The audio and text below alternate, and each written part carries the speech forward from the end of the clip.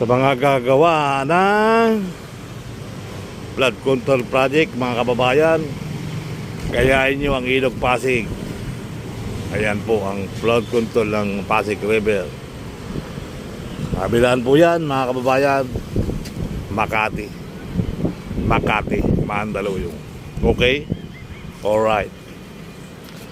So kita nyo naman guys, solid ang pagkagawa, patibay talaga. Hindi yung nakikita nyo ngayon na natatanggal-tanggal yung simento na ito talaga solid to guys.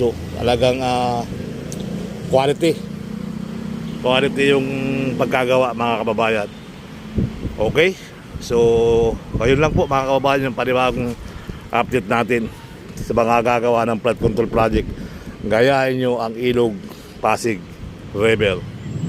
Napakatibay ng pagkagawa nila dito. Okay? Alright.